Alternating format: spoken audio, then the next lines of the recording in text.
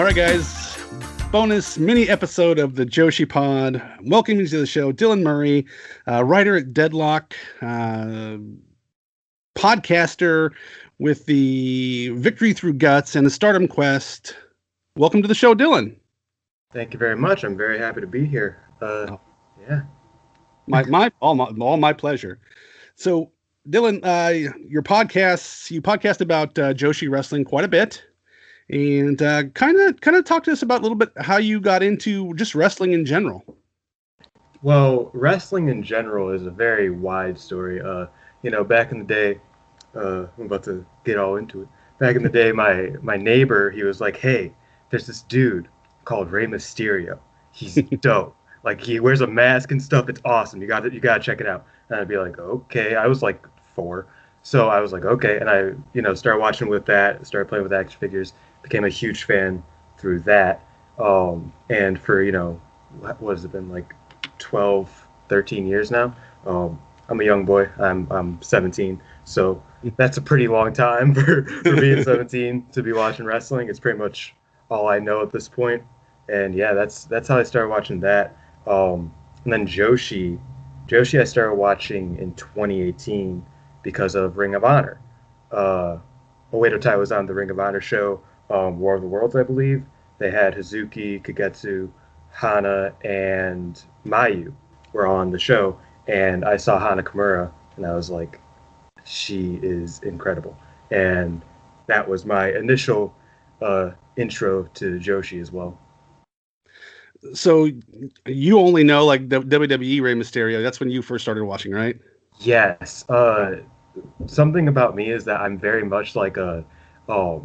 over time, I just started like researching everything. Like wrestling just became like, oh, so this is my history. Like this is what I'm gonna learn about. Like this is my subject. So it's like I didn't watch Mysterio versus Psychosis, which I'll say Mysterio versus Psychosis in ECW is probably my favorite Mysterio match. It's a bit controversial because I know his stuff with Eddie everybody loves a bit more, but him versus Psychosis was my absolute, that was my bag. But yeah, so I started watching Rey Mysterio after his first world title reign in WWE. So it was like after he even like technically peaked. So yeah, that's why I first started watching Rey. It was kind of insane. What part of the country were you growing up in? Chicago. Well, outside of Chicago, a little suburb. Did you get to go to live WWE shows at all? Once in a while. I went to 1 or 2, growing up, and then by the time I was like, just more financially able to go to wrestling shows, I started going to indie shows more. I go to a lot of AEW now.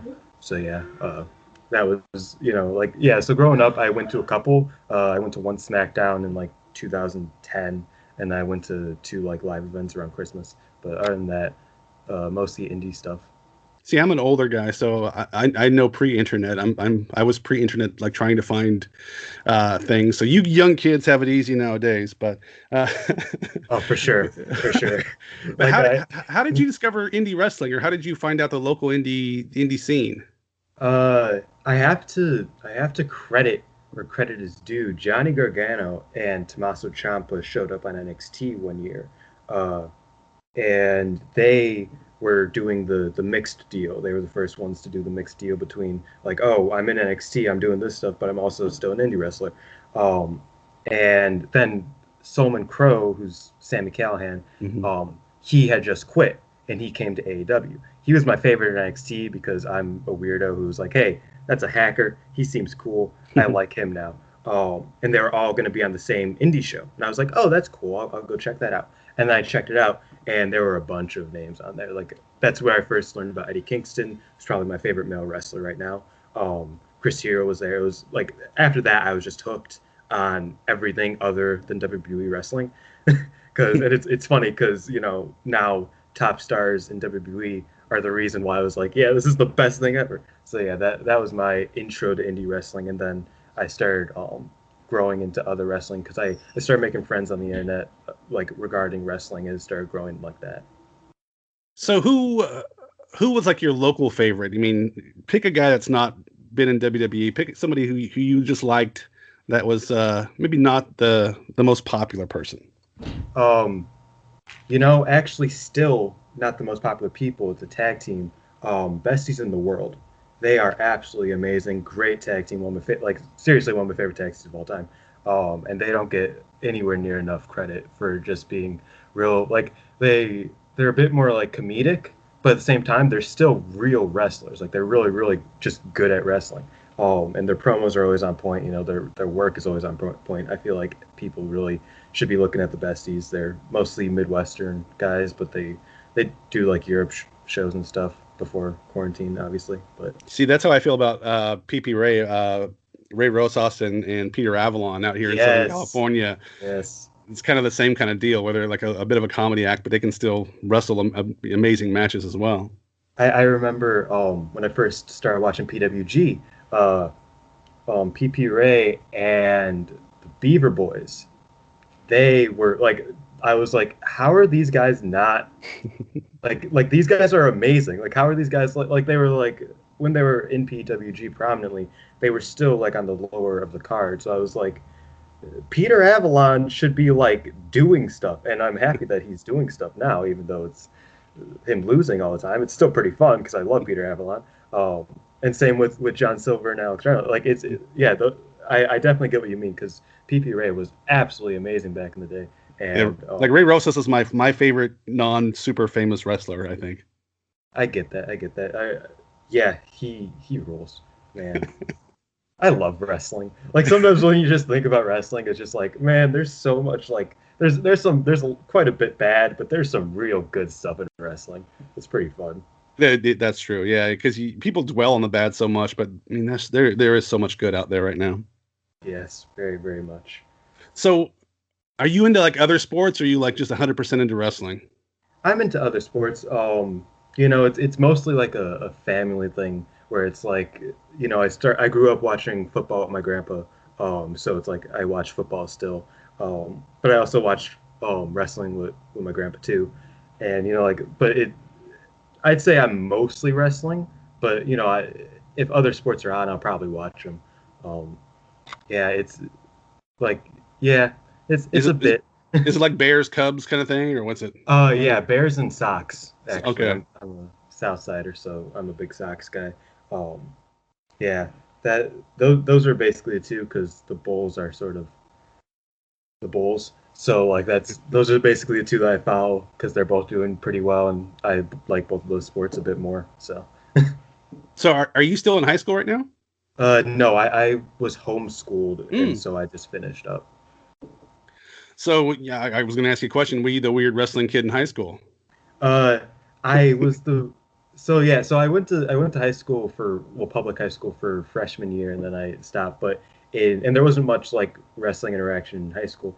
But in middle school, there's me and my friend Timmy. And Timmy is the most Timmy looking person. He was very, very small. He was very, very short. He was a little kid with red hair, and he was the biggest wrestling fan. Like me and him would just talk. Every time we would see each other in the halls, we would do the Kevin Nash, Shawn Michaels, too sweet thing, like because he was short and I was tall. Like that was like every time we would see each other, this was just like all we would do is we would talk about what happened at the pay-per-view last night. Like, and that was like if it wasn't for him, I probably would have been the really weird wrestling kid if I didn't have somebody to talk to about it. But I could just concentrate all of my wrestling energy. Like, dude, did you see what? Like every day that I would see him in the hall, it was so fun. So yeah, Timmy's a real one.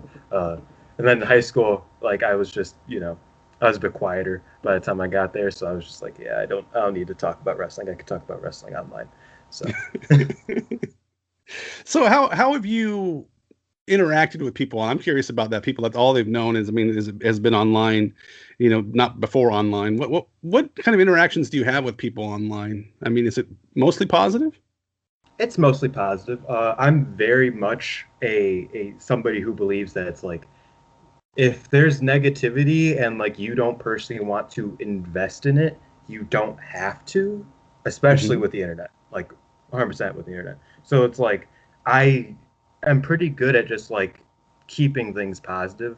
Like with interactions, it's very hard to get like a rise out of me on the internet or to like get me to like get mad at you. Like it's like so yeah, it's mostly positive. I also have like the few groups of friends that I hang out with in the wrestling scene are pretty cool. Like they're pretty chill. Some of them I've known for like 5, 6 years now because I was 12 years old when I started like going on the internet and going on Amino and checking that stuff out. So it's like some of these guys I've known for longer than some of my friends in real life. Uh, some of them not so much. Some of them came along the way, but yeah, I keep it pretty chill, pretty positive overall. And I'm very, very proud of that because if I didn't, I would probably just stop. Like I would just not be on the internet. It would be impossible. Yeah, I try to mostly keep it positive. Every once in a while, I'll jump in with I'm not a fan of Joey Ryan, but I'll throw my Joey Ryan take out there. But for the most part, I'll keep it pretty positive and tweet mostly hearts and how much I love certain wrestlers. But but there's so much negativity. It's hard for sometimes, especially on Twitter, for me to engage too much. Yeah, that's definitely true because it's like that's the same with me where it's like I think like there's levels of criticism to have of whatever. Like you can like, and that's also how I feel about a lot of things. That's like you can feel upset about anything you want. You can feel, like you can be angry. You can be like there's valid things to be angry about. Like trust me, about like anything in life. But I personally am going to be upset within myself about it Hmm. and just like not like let the virus out. You know what I mean? Where it's Yeah. like let the like so it's like if I am complaining about something, it's probably like the New Day splitting. Like that's something that I did complain about a lot because that's something that Hmm. I just truly care about because I love the New Day. But it's not something that's like, oh, I hate. It's like no, it's just like I'm just upset and that sucks. I wish they didn't do it. Like like that. That's more of the. I try to keep it at that, and I try not to be like, you know, hateful angry about Hmm. any given thing, at least like publicly, because it's just easier to just be like, that sucks, or like just like in my own brain, I guess. Tell me why you like the New Day. New Day, I just remember them. I remember Xavier Woods. I always loved Xavier Woods. I always loved Kofi Kingston. Biggie, I was never too big on.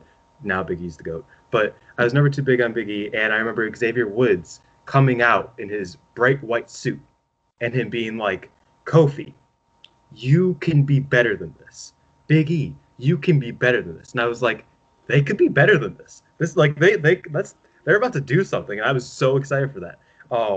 And I like just from that moment, I was like, I'm excited for this. And they came out as preachers, and I was just like, okay, like not a big fan, but I'm still here. And then once they started like hitting, I was just like, these guys. And then over the past, what is it, 6 years now? Absolutely amazing. Probably best tag team of all time, just in my opinion. Probably, definitely my favorite male tag team of all time. There are some women that may give them run for their money, but man, it's like I don't know, like just like they never stopped hitting for me. And some people they definitely stopped hitting for. Like some people are like, okay, this is getting boring, this is getting real boring. And I was just like, I still love it. I don't know what y'all are talking about. Like this is great. Like I can live with this for another 10 years if they kept going. So yeah, they've always been my dudes. Are you a fan of their podcast? Yes, I listen to it every week. That's that was the one thing with the that I actually got upset about with the split was like if they stop doing the podcast, I'm gonna be actually upset. So it's like that's what I listen to when I do chores. You know? Like I just do the dishes and I listen to the New Day. It's like they're just like talk and it's just fun. Like that's what I do. Like I listen to podcasts, listen to yours, I listen to the Deadlocks, and I especially listen to New Thank you. Days. Those are the three that I really like listen to a lot. Talk with Jericho occasionally, but but New Day, it's like always like, okay, listen to New Day. I'm gonna get some stuff done. I'm gonna, just like, I'm gonna laugh, gonna have a laugh. It's love their podcast. Absolutely, like amazing podcast. If they change it in any way, I'm gonna be seriously upset. Like you will be, like I will be on Twitter angry, like that. Like don't mess with my podcast there. So the only thing I don't like, I mean, I love their podcast. So I listen to it every week. Xavier Woods' laugh kind of gets to me sometimes. I could get that. Yeah. After I've watched Up Down Down for a while. After a while, you get used to it, but it's definitely an acquired taste, to say the least. It's a bit over the top. So he kind of turned with his laugh. He turned heel on me a little bit. So I'm a Big E and Kofi guy, but I'm not so much Xavier Woods guy that's just because of his that's laugh. fair. That's fair. So you say you watch Up, Down, Down. Are you a gamer at all? Yes, I grew up a gamer. Nowadays it's like, and same with anime, which is like a whole nother discussion. But it's like I say I am, but I don't like have a lot of games that I'm like playing right now. It's like I don't have a lot of like anime shows I'm watching right now. But I still like love video games. You know, I'm crazy about all that type of stuff. If you were gonna ask, my favorite video game, for everybody wondering, is Kingdom Hearts 2. Um, Favorite video game. Like I remember playing it when I was little, and then I was like, "Oh, this is great!" And like my disc was broken, and so I just kept replaying the first 5 hours of it because I was just addicted. And then like 6 years later, I was like, "Oh, they did a remake of it. I should buy this." And so I bought it, and I was like, "This is actually an amazing game. Like this is insane." Like it was just like, yeah. Plus, that's also one of Momo Watanabe's favorite games, so I think I'm pretty validated. Just say. Somebody was playing. Was it Yappy playing it on the other day? I can't remember. Somebody was playing it the other day on. They were posting screenshots of it. But Yeah. um, so what system do you play? The PlayStation or the Xbox? Yeah, I'm a big PlayStation guy. I always was. Me too. Yeah, I remember my sister for her communion got a PlayStation 2, and it made no sense because she didn't like video games. Like she was just like, "Ooh, it sounds cool," and my mom's like, "Are you sure?" And she's like, "Yeah." So she got it, and then she played it for like a month, and then was like, okay. And so I was like, "Can I have it?" And they were like, "Yeah, I guess." And so I had a PlayStation 2 after that. And then I started playing everything, like a lot of wrestling games, obviously, but I also, like I said, Kingdom Hearts, a lot of RPGs, Tony Hawk games are one of my favorite. And then after that, it's like, oh, well, I gotta get the PlayStation 3. And I was like, oh, I gotta get the PlayStation 4. Probably not getting the PlayStation 5 because my PlayStation 4 works perfectly fine. But, yeah, I'm a big PlayStation guy. It'll be a while before I get a PS5. Yeah, so my PS4 is working just fine right now. Exactly. So I'm one of the weirdos. I mean, I might out myself here a little bit by people listening to the podcast, but I'm not a big anime guy. I don't get it. I don't like it. That's fair. Like it's one of those things where it's like I vibed with it a lot just because I was just like, actually my wrestling friends introduced it to me. They were like, hey, you should watch My Hero, which is like the most popular anime nowadays. And I was like, okay. And I was like, oh, so this is like Sky High, but like dope. So I was like, I'll watch this. And then it's like I would like dip into other ones. It's like, oh, so it's like this is pirates, but like with superpowers and sort of awesome. Like that's pretty dope. Like like so it's like after a while I was just like, this I can integrate with this. Plus it got me a little thing. A couple months ago, I actually worked with an anime YouTuber for a wrestling thing. He does a lot of anime, and I'd been watching his anime stuff for a long time, and he makes like one or two wrestling videos. His name is Super Eye Patch Wolf, and he made a wrestling video about heels. His parents are interesting for naming him that. Yeah, very. I know I think it's an Irish thing. It's definitely an Irish thing. But yeah, and I helped him with the kagetsu part of his video, because obviously like we'll get into it a little bit later. I'm a very die-hard kagetsu. I know everything about her basically. And so I helped him with that part of the video. And sometimes if like I'm feeling sad, I was going to the comments of that video and see all of the love for kagetsu and for that section of the video. And it is so much. And I'm just like, man, this is dope. And it's like I probably wouldn't have even answered that DM if I didn't know like about anime, if I didn't know about the guy himself, and like I didn't know him, and that was just really cool for me. So it's like, yeah. Long story short, I love anime. See, I feel guilty because I mean I've luckily been able to go to Japan a few times now, and I go to Akihabara and then see all these things, and like people are like, oh, did you do this? It's not my thing. Yeah. Yeah, I know. That's I'll be honest, I do not understand how you can go to Japan and not like One Piece, because like One Piece is everywhere. like that's like Superman. Like how do you like that's insane to me. But you know what? I don't watch a whole lot of animation in America either. I've never seen an episode of The Simpsons. I've never seen a full episode. I might need to stop this. Now, what are you talking about, dude? Come on. I'm 17 and I watch this. What is wrong with you? What? I used to watch. I used to watch South Park when it first came out, but I haven't watched South Park in forever. I don't know. I'm not into animation for some reason. Sorry to come at you on your own podcast, but No, Jesus, man, what the hell? Yeah, I'm a big South Park guy too. I watch basically every episode of South Park too. Why'd the fat one have to be named Eric? That's bull. Oh my god! I never. yeah. You're literally named the same as the worst character in animation history. Like just like morally, the worst character in animation history. That's hilarious. I leaned into it when it first came out, though, so I went for it. And then he started feeding people their own parents, and it was like, that's a bit much. I think I'm gonna distance myself from that one. Yeah. So how did you transition from just being a fan and watching and researching to wanting to create content? That was mostly just like a personal fun of me. So it's kind of ironic. I'll give you a bit of a timeline for it. I was younger and I would watch YouTube a lot, just watch whatever. And I found this dude named Tony Pizza Guy, who was a wrestling content creator. And again, I was like, what was I? I was 12, I think, 11 maybe. And I loved his videos. I loved hearing people talk about wrestling. They'd talk about people I didn't even know because I was a big WWE guy. So they'd talk about like Prince Devitt and Kevin Steen. And I'd be like, and Kenta, and I'd be like, who are these people? This is so interesting. And so I got attached to that a lot. And he advertised a app called Amino, which is like a community app, whatever, a blogging app too. That's its main function. And so I downloaded that, and then, after a while, it's like I sort of integrated into that community, blah, blah, blah. And I started writing, because it's like all my friends were like, hey, like, this is a blog posting website. You should try to, like, write something. I was like, okay.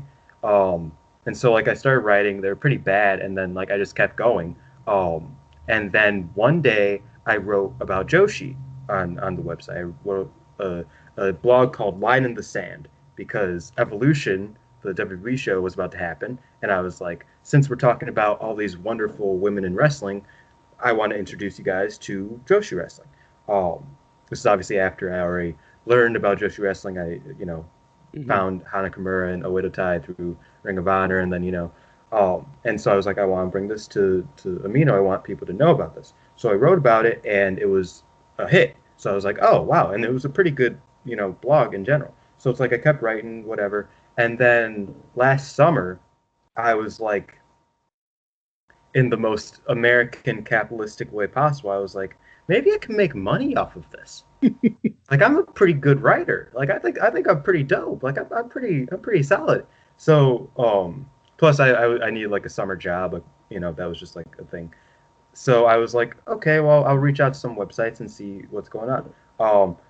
I didn't really get paid for a while, obviously, because I was a 16-year-old writing about Joshi wrestling. It was a bit niche at that point. But so, I started like becoming like an actual writer. It went from blogging for fun and just like, all that like, fun stuff to becoming an actual writer, being on a writing team. And then I hit up Pulse, and this is where it sort of comes full circle. Pulse, Tony Pizza Guy, and Johnny and Marcus are the ones who run Deadlock. So Tony Pizza Guy set in motion my writing career, and now he hired me. So that's kind of dope. So I hit up Pulse about, possibly writing for Deadlock. I sent him my first Kagetsu article, and he was like, this is dope. Like, I'll pay you for it. And I was like, that's dope. I've never been paid for this.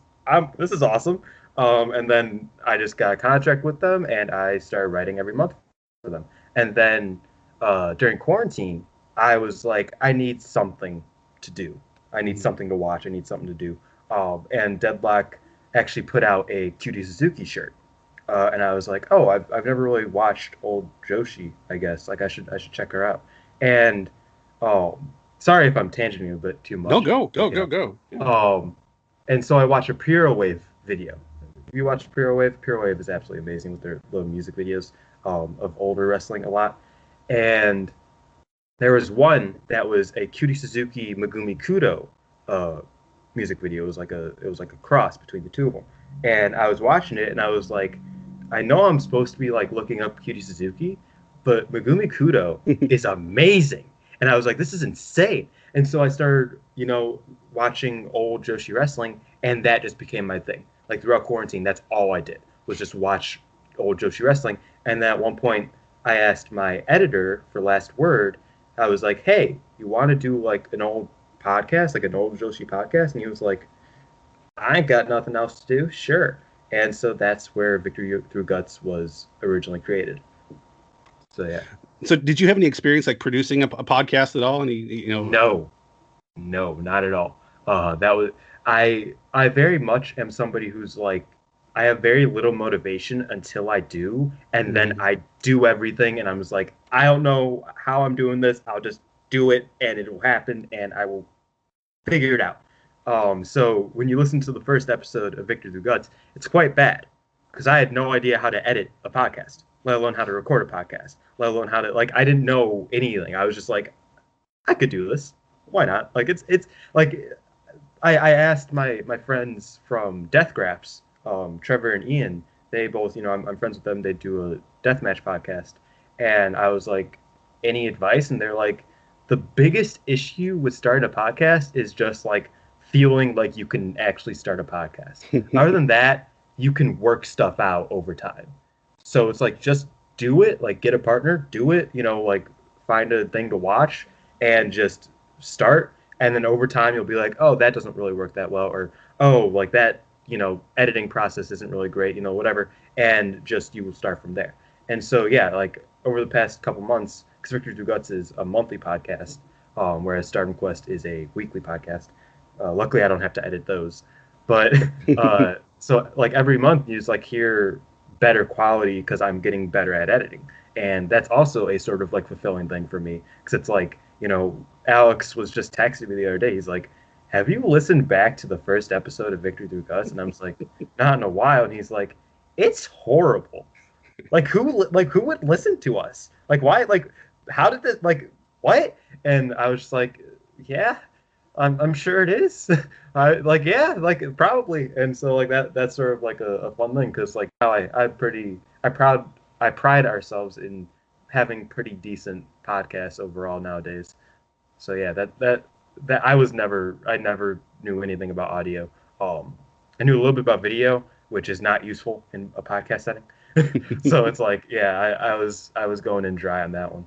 Yeah, I didn't know the first thing about podcasting either when I decided to do it, and I cringe when I listen to my early episodes as well.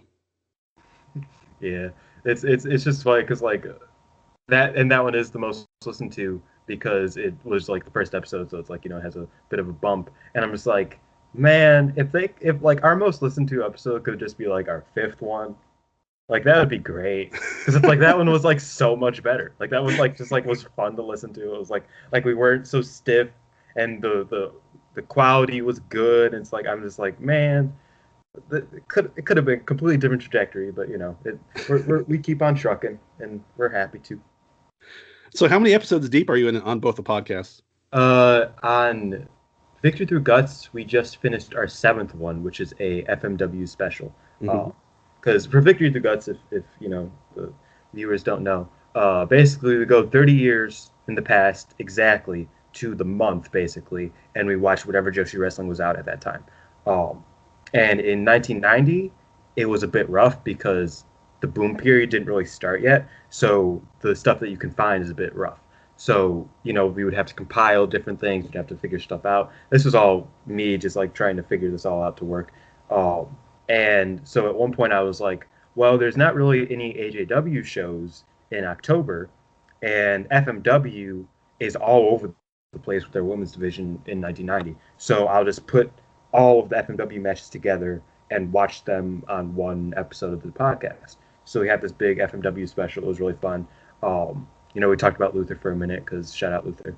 And and that was that. So we're on 7 for that one. And the next one's going to be our biggest because it's Wrestle Marine Piad, which is their big show back in the day. So that's going to be hopefully our, big podcast. And then for Stardom Quest, I don't remember what episode we're on because we do it every damn week. But we started right before the 5-star.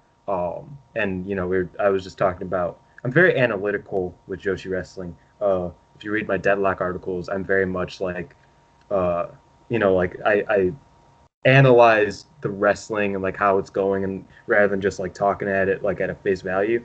And that's just how I enjoy consuming my wrestling in general. So I was like going at it at an analytical point of view, where it's like, oh well, Azumi's here and she's doing this, and it's like this, like, so that was our first episode, and it's been 8 or 9. I know we're getting up there, like, and by getting up there I mean like we've been doing it every week for 2.5 months, 3 months almost. So yeah, That's harder than people think. it Doing a is. weekly podcast. Oh my god, it is. Like sometimes, like it'll be Monday, and Alex will text me. He's like, "Hey, so what we're gonna do?" And I was like, "I haven't even like thought about watching Stardom yet. Like I haven't even like thought about it." And then the issue with Stardom is that they don't upload every week. Like they upload very, like Sonny has his way to go, and he does what he does. So like whether we get to watch it for the podcast or not is really all in his hands. And let's just say he's not a big fan of us because he really screws us over quite frequently with his upload schedule. So yeah, it's a Sometimes he doesn't seem like mess. a fan of a lot of people. Yeah, yeah, you could say that. Uh, man, like that's a Ryan joke. And like all respect to Sonny, because if it wasn't for him, there would be no subtitles. So it's like, oh, Yeah. love you, Sonny, I guess. But that's just like a running joke. That's just like, man, this guy like has us by the balls with this one, like with everything. Like he's like it's impossible, and it's just like that's just like a running joke that me and my friends have. That it's like Sonny just dictates our lives. Like that's it. Like that, like this random dude who lives in Japan, it just dictates our lives. So yeah. So I want your opinion on this. I've called Stardom the WWE of Joshi wrestling. It's very homogenized. And what is your take on my take? I think that's fair, but I would disagree. I would say it is the New Japan Pro Wrestling of the world. Like it is becoming very much New Japan esque, and like whether it's because of Bushiroad, it is because of Bushiroad. But I think it is a by WWE, when you think about it, like, oh, it's the gateway into everything else. That's true.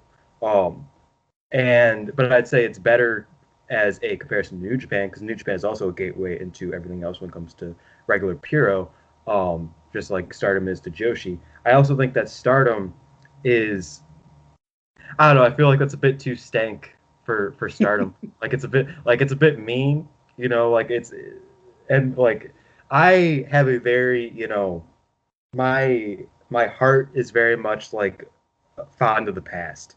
So it's like I'll like hold on to things, and I'll be like, yeah, but this used to be great. So it's like you disrespecting Kagetsu's home promotion, a bit sus. Like that, like it still doesn't feel right.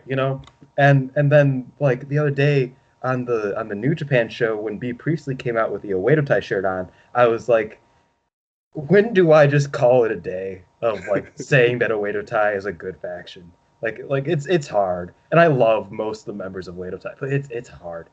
Uh, like it's getting to the point where it's like just Stardom in general. It's like I love the promotion. I love some of the matches. Mai versus Shuri was long, but I loved it. It's a good promotion for the most part sometimes, but there are just certain things that are just like, man, it would be so easy to retain my attention better.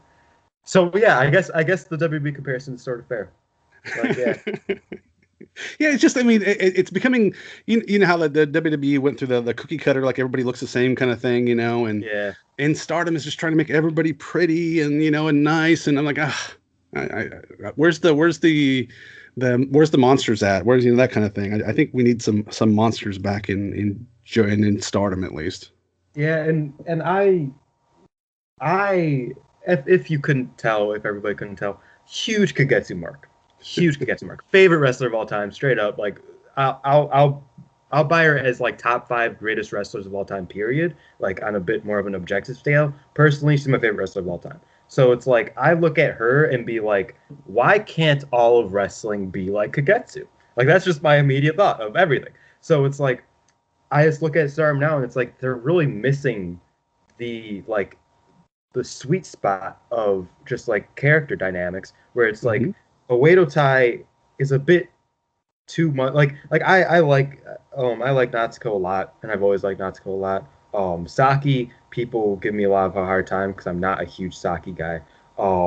And Konami is obviously great, but I feel like they are way past, and it's fine, but they're way past that level of like enjoyable heel, and they're like the bad guy heel, and that's fine. But with Tokyo Cyber Squad gone, there's no real like fun heel, and there's no Hmm. like there's not that Kagetsu dynamic. There's not that Hazuki dynamic. Like Natsu doesn't really feel necessarily in place with like the heel bad guy Oedo Tai. Like it's a really weird position that they're in and that they put themselves in with a bunch of babyface groups, a bunch of like nice like pretty girls like you said, and then also Oedo Tai is there, and it's like sort of like a weird. They're in a really weird position, just like from their uh, alignment chart ways, where it's like it's all random versions of good, and then Oedo Tai is also there. Yeah, Like it I started making my WWE comparison when like Kagetsu started when they started leaving, when people started going away from the company, like everybody started looking the same to me almost. I get that, and it's very difficult because yeah, like Kagetsu and Hazuki leaving at first was so hard, and then losing Arisa and Hana, and even like me and Paul's talk about it. That's like Leo Onozaki was just like a heart, like just like the was like the heart of Stardom. Like she was there, even if she was losing every day. Like she was like she felt important to us. Like that was just like it's like we enjoyed her, and then when she left, it was just like oh like just like learn little things like that are just like oh this is like it's getting harder to like invest fully in it, and so I don't blame people for not wanting to invest fully in it anymore, but I still do just because I feel like with a lot of wrestling I have almost like a like commitment issue where it's like I still watch. I like my my tradition is every year I watch at least half of the G1 shows live, even if I'm not a big fan of New Japan at that point in time. I just like that's just what I do because it's just like it's a comfort thing. Like it's a matter of like, oh well, I did it last year and I did it the year before, and I enjoy it. It's like comforting, so it's not me going on my way to do something. It's just how I do. So I'll just do it. And like this year's G1 was fine, but it's like it wasn't that great. So people are like, why are you still watching the G1 every night? And I'm just like, I don't know. I don't know. Like it's just I want to, I guess. And it's the same thing with Stardom where it's like I recognize the issues, the Mhm. surplus of issues and the I recognize why some people wouldn't want to watch it anymore. But I'm just like, yeah, but I'll watch it because like every once in a while there's an Azumi versus Starlight Kid match, and it's like Mhm. I love that. Or every once in a while there's a really amazing Maya match. By every once in a while, I mean every fucking month at this point. Jesus, like she's killing it. Like like there's little things like that. That's like there's reasons for me to stay. Plus, obviously the podcast. It's fun enough to talk with Alex more than once a month. So it's a nice little thing, I guess. Oh yeah, and I still watch it. I mean, with all the issues I have with it's not a lot of issues with Stardom, but with the issue I have with Stardom, I mean, I still watch. It's still quality content. I still enjoy it, but I just would like it to be better. That's all. Oh yeah, for sure. And that's something that is talked about a lot in Stardom Quest is that it's like this is good, but there are these small things that you can definitely easily do as a promotion to make it better. And one of the things that we're always hung up on is the live shows dilemma, where it's like I know that it's difficult with Stardom World and it's like there's whatever issue there, but you got to start doing live shows because like Hmm. every other company is passing you at this point with that. Like, and I think that Stardom would be a lot, excuse me, would be a lot better and would be a lot more easily digestible if I was able to watch it live, like just basically, Hmm. and that would Yeah. just be so much easier. Like then and it's like obviously I'll go back and watch subtitles because I really do like subtitles and promos. Like I think that's like that's the one thing that they were always like, oh, we're ahead of the curve because we have a translator. And it's like, okay, but you only translate this, like you only translate the before, and like it's just whatever. Just make it live so I can watch it and then talk about it and then enjoy it. Like it would just be a lot easier. Plus, the whole results thing is another issue that a lot of people have where it's like I can't go on Twitter for 7 days to watch a show without spoilers. Like it's a bit difficult. You almost have to just expect, you're going to have spoilers. You're going to have to watch it knowing who won and who lost, and just enjoy it for the quality of the match and if it's the outcome you wanted or not. It's wrestling. It's also becoming a bigger issue now because of the match length, which is also something that we talk about a lot. Because I'm not a big, like, oh, I can't have a match longer than a certain amount, but I am somebody who's like, okay, I say that like the perfect Joshi wrestling match is probably like 12, 13 minutes. Mm-hmm. Like anything longer than that is excess. Anything shorter than that is, like going at a fast pace. And, so like that's, whatever. But like I said, Mayu versus Shuri, I personally absolutely love that match. But knowing going into it that was a 28-minute singles match where Mayu retains was a bit of a thing to overcome, to be like, okay, I'm going to sit here for 30 minutes, watch Mayu and Shuri wrestle, and see Mayu win with the Dragon Suplex. So I'm just going to do that now, and I'm going to enjoy it. And then I watched it, and I was like, this is great. Like, I enjoyed it, because I was able to do that. And I recognize that some people have a harder time doing that. Even I have a harder time doing that when I'm not as interested in it. So it's like a lot of DDM matches that go long, I'm just like, I don't want to watch that. And I love DDM. Like, I enjoy them. I like them. Like, I'm fine with all of them. I know you're a bit of a Julia player, but I don't mind any of them. But it's like I just don't have the patience to be like, okay, here's this Julia singles match. It's 30 minutes. I'm going to sit down and enjoy it. I just can't do that as easily as I can with Mayu and with Momo and Utami had that one draw that was really good. Like that's becoming an issue that I think live shows would fix, because they can have longer matches on live shows and it wouldn't be like, okay, I need to sit down and watch this 30-minute match. Let's go. Like it's that wouldn't be a part of it. We would just be like, oh, this is going long. Okay. And that would be the response instead of like, okay, how am I going to sit through this? And that's a big problem that I see with Stardom right now too. See, but I don't see a financial reason for them to make the investment in it yet. They don't. True. I want it too, but from their perspective, I don't see a financial reason for them to do it. I mean, people are subscribing and following it now as it is. I don't think they want to be the biggest in the world yet. I think they're happy with where they are, and pretty much catering mostly to the Japanese audience. Not so much the foreign audience. So yeah, I think down the road, I think we're eventually going to see it, the live shows, but yeah, I don't think there's a reason for them to do it from their perspective yet. Yeah, and it's a matter of like, I always ask, like I feel like every week I'm asking like a Discord server, like, hey, when does Stardom's server get renewed?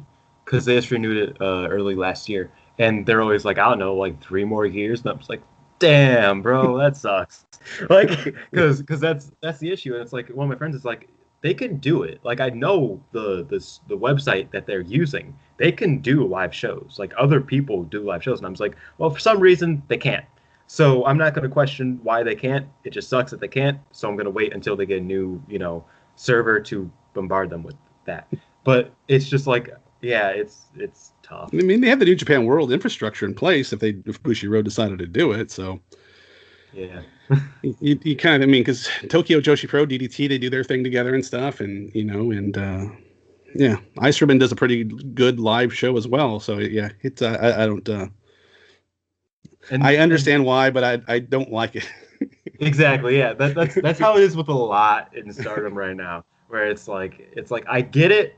I understand, like I completely it's fair, but I'm not a fan of this being the way that we're doing this. Okay, whatever. Like this is like that's a lot of my opinion. Same one with what happened with TCS, where it's like afterwards I was like, oh well, Jungle is injured and she's probably been like holding herself together for the past couple weeks. And then Konami's the only one left in Tokyo Cyber Squad that isn't a kid or Death Yama-san, so I kind of understand why Tokyo Cyber Squad couldn't keep going, but I also didn't like it the way that they did it. So I was just like, this is like I understand why you're doing it, and I understand why it needed to happen, but I don't like it. Like that's just a lot of Stardom right now. So who are your top 5 in Stardom right now? Give me your top 5 favorite. They don't have to be the best wrestlers. Who are your just top 5 people you enjoy watching?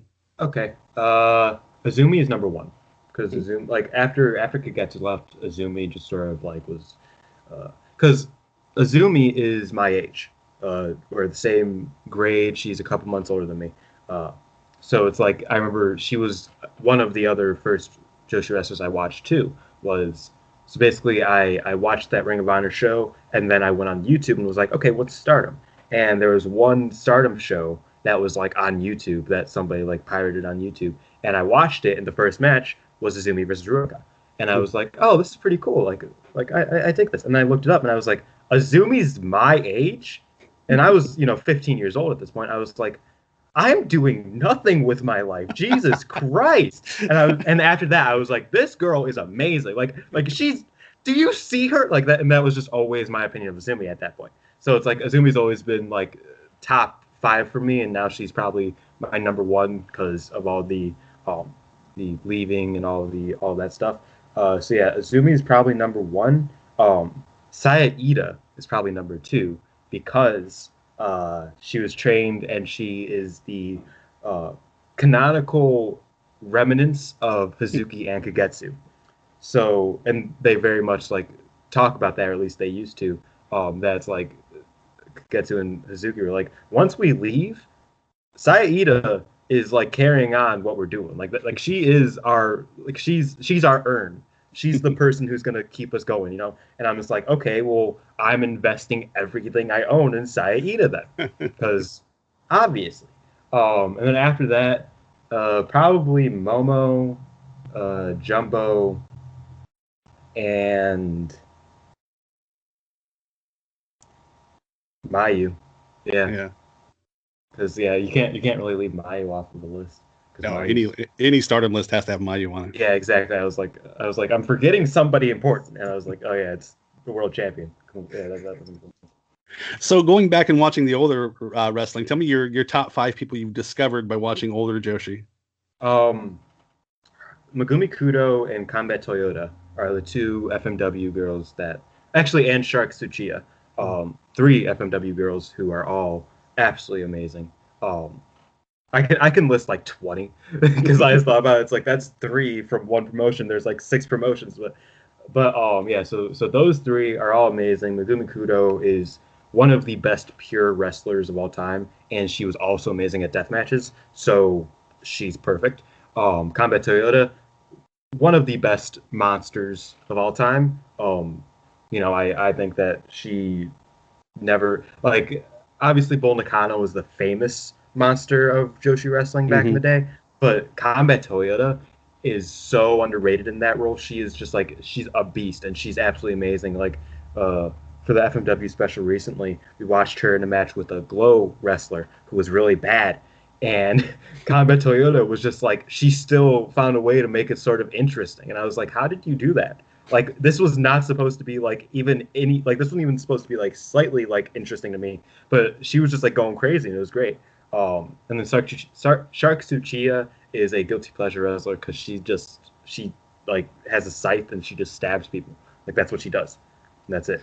It's amazing just how violent. I mean, even without the weapons and stuff, just like the moves they do are just so violent to each other. Oh, for sure. Yeah, it's insane. So yeah, Shark Tsuchiya is my guilty pleasure wrestler. Plus, she has a Twitter account that she posts her dogs every day, twice a day, and I love it.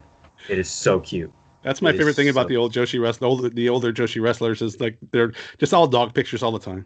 Yeah, it's amazing, and it's like it's so funny because sometimes she'll like reply to Megumi Kudo on Twitter, be like, "Hey, remember when I let you on fire?" And then everything else will be like, "Oh yeah, my dogs had a good day today," and I was like, "This is awesome! Like, this is great." So yeah, those 3 from FMW. I'm gonna go with outside of AJW, and then I'm gonna give you another 5 for AJW because. Okay. It's just easier that way because I'm already at 3. And then Harley Saito from JWP and LLPW. And I don't know if, let me think. And Kandori, yeah. So Saito and Kandori, they had one of the best matches I have ever seen in 1990, in June of 1990, I believe. And it is absolutely amazing. They both go on to have insane matches. Obviously, Shinobu Kandori, known for her matches with Akira Hokuto and like her tag matches alongside Akira Hokuto, all that stuff. Harley Saito, she was always somebody who never really got her real spot. She was like the OG high speed Joshi wrestler, and it was great. She was absolutely amazing. Kicked the hell out of people. Absolutely loved her. So Kudo, Combat, Sharky, Saito, and Kandori for outside of AJW. Then in AJW, it's gonna be the obvious ones like Bull Nakano, Mika Hoda, Toshiya Yamada, Akira Hokuto, and who's my last one? Manami. Who is my fabled last wrestler? I'm definitely forgetting someone. I'm gonna like hit myself in the head because I'm gonna be like, how did you? Oh, Dynamite Kansai. Even though she's not AJW, she's also JWP, but still Dynamite Kansai. Great. And if anybody's ever not seen like some old Joshi wrestling, they got to. Like that's my takeaway. Like watch, like if you get anything from this podcast, follow me on Twitter. That's one. And and two is watch Kagetsu, and three is watch old Joshi wrestling, because those are like that's what you need in your life. Like that's just it. That's what I tell the local wrestlers, because I'm friends with quite a few of them. It's like, go watch old Joshi and steal their moves, and you'll be innovative. Oh yeah, for sure. Like, and that's something like I feel like getting a bit into like, you know, I don't want to be too negative Nancy about it, but that's something that like I feel about the Revival or FTR is that it's like I know that y'all are like going off of the old school wrestling, the old school tag wrestling style, and it's dope. Like you're good, it's fine, but I feel like this is so much better. This old Joshi tag style where it's like no rules and it's like, oh, you just gotta be in the corner. You gotta be like somewhat close to the other wrestler, and then you can just go in. It's whatever. Who cares? Like I like just like the fast paced, the insane. Like, oh, I'm just gonna beat you up, and then you're gonna beat me up, and I'm gonna beat you. Like, there needs to be more of that in America, because if there was, people would be like, this is absolutely insane. Like, this is just amazing. Like, and it would just be like, and it wouldn't even be like, I don't know. So that's just my pet peeve about like the Revival mindset, where it's like, this is true tag wrestling. I'm just like, okay, but this is better. Just saying. Like this is also classic. Like this is also like original, like OG stuff. Like this is also like, so yeah, somebody do that. But that's besides the point. But yeah, you're right. Like it would be extremely innovative if people like just started doing more Joshi centric stuff.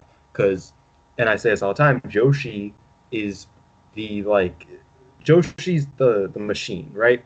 Like they take from Lucha, they take from Puro, obviously they take a lot from Puro. They take from Western with their, you know, like more showmanshipy stuff. They take from Euro, which is, you know, more technical stuff. They take all of that and then they make it all better, and then they spit it all back out. So just pick it up. Like just like take it and run with it.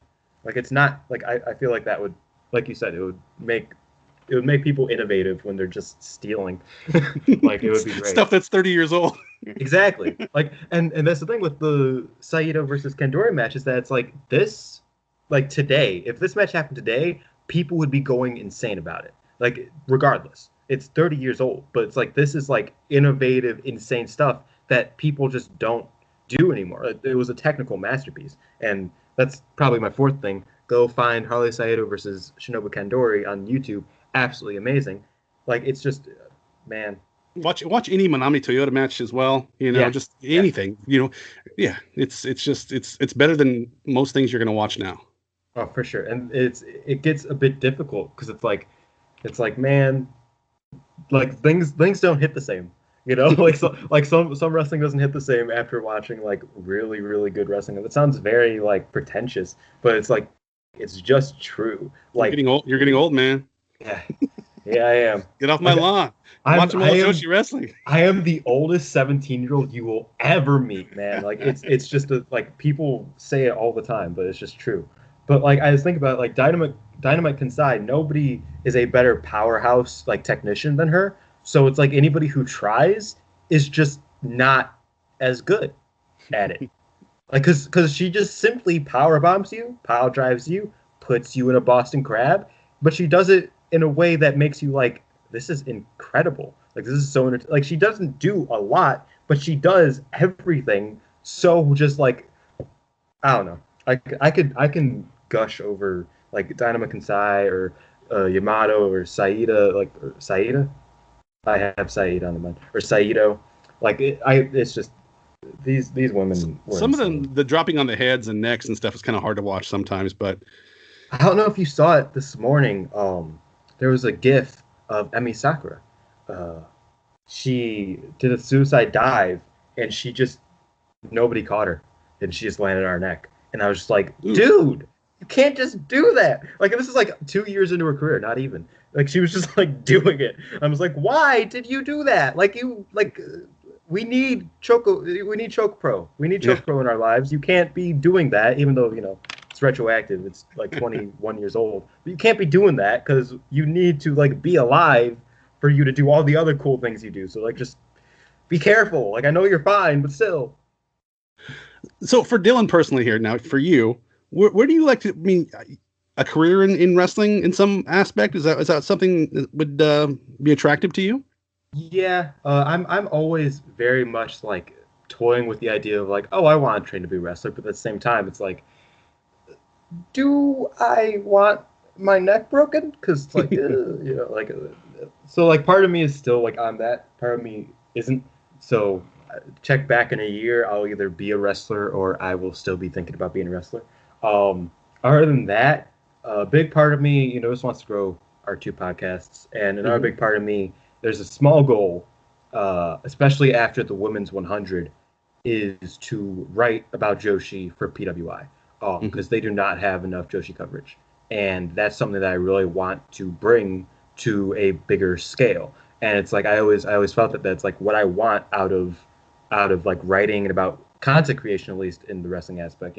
Whether I become a wrestler or not, I want to spread the word of Joshi wrestling, and I want people to like appreciate Joshi wrestling as much as I do and as much as they likely should. And given that Stardom is doing well, like just like from a monetary standpoint, and they're likely going towards a new boom period, whether we like it or not, and whether Hmm. there are small things that tick us off or not, like they're moving towards they're moving towards the Tokyo Dome at the end of the day. Like that's the goal of every Japanese company, is to run the Tokyo Dome, and they're moving towards that slowly but surely. And as that starts happening, I want people to know about it. So yeah, it's a bit of a small and like also huge goal is to write for PWI. I was never even like a big PWI kid, so it's kind of like a weird, like you hear every writer for PWI is like, oh, I read this as a kid. It's like I started reading it like 2 months ago, but like I would check it out every once in a while. But yeah, that's something that I sort of want to do, just because I feel like more people should know about Joshi wrestling. And there was only like 4 Joshi names on the PWI 100, and it's like I get it. There was a very competitive year, but I want it to be better. You know what I mean? Yeah, because my first inclination was to this past week's podcast was to go on and rip PWI for what they did, but I'm like, no, the people were happy that were on the list, so I'm not going to, crap all over it. But they do need some better representation as far as the Joshi community goes. Especially because, like I said, there was 4 Joshi wrestlers, and then there was also B and Jamie, who, if you want to count, you can count. But I love Jamie Hayter. Just let me get that out the way. I absolutely love Jamie Me Hayter. too. Favorite, at least one of my favorite gaijins of all time in Stardom. I was talking about how Shayna Baszler would be the best gaijin if she was in Stardom right now, but obviously she's not. So Jamie Hayter is absolutely amazing. I wish that she was over there, and I can't wait until she makes her return. But not counting them, there were 4 Joshi names on, like 4 Stardom names on the list, and it was Mayu, Momo, Utami, and Julia. And I love Momo to death, but Momo was 27th or something, and then Julia was 55th. And Julia didn't lose a match until like a month ago. And she also won 2 tournaments and the second, like it's just a matter of like, okay, so you guys clearly don't watch it, and that's fine, but like I'll watch it for you and I'll tell you, like this, like we could make this work. Like that's more my mindset, because it's like I'm happy for Momo to get 28th, but it's like this has literally been her worst year as a like kayfabe wrestler. Like she's just not done anything. So like that, just like small things like that. It's just like I could do this better. Like it's it's a little like thing in the back of my head. So it's like, yeah, that's a little goal that I want to write a bit for PWI. Other than that, I just want to, do my thing and keep writing for Deadlock because I love Deadlock. Keep writing for Last Word, love Last Word, and keep doing my podcast. Hopefully, they grow a little bit. And yeah, I'm just chilling. So, Dylan, we're gonna wrap this up. Where can we find you on social media, buddy? On Twitter, I am at xxichiban. Like number one because big Suzuki Gun mark. Also, huge Suzuki mark. But yeah, so xxichiban on Twitter. It's pretty much it actually. At VTG Pod, also on Twitter. That's where I post updates for the podcasts. Pretty rarely because I got locked out of that account for like 2 months, and now I'm just like, oh yeah, I guess I'll use it again. But that's where you'll get updates for the podcast more than anything. A couple old Joshi stuff that I take from Cult of Bull Nakano, who's also a good Twitter account you guys should follow at Cult of Bull on Twitter and Chigusa Style Pile Driver on Instagram. Great guy, love that dude to death. He posts some amazing classic Joshi content. I love his stuff too. Yeah. Yeah, and then follow Actually, Alex doesn't want people to follow him on Twitter, so yeah, that's pretty much it. Yeah, and then check out deadlockpw.com. I write a lot there. Check out Last Word on prowrestling.com. Yeah, I write a lot. I'm trying to do everything honestly at this point. I started making a few music videos, like little like fan cam type things. I just want to do everything that I possibly can because it's just fun. Like that's my fun in wrestling at this point because like there's not a lot of new stuff that's happening that's like really interesting, like that like is grabbing my attention. So just like creating stuff surrounding the things that do is really my like that's what I go to when wrestling is on a down point for me. You know what I mean? Where it's like just creating things that I enjoy regarding wrestling because there's always something that I love about wrestling, even if it gets hard sometimes because, like I said, there's a lot bad in wrestling. But it's like looking at the good and then creating things along the lines of the good and with the good and like all that. That's where I find joy in wrestling. So yeah, check out the places that I write. Check out that Super Eye Patch Wolf video. Why we love villains wrestling. It has a big fiend face on it. I helped him out on the Kagetsu part. Very proud of that too. Yeah, that's pretty much it. Awesome. Thank you so much for joining me today. I appreciate it very much, man. Thank you for having me. It was a pleasure. I love your stuff, and I'm really honored to be on here.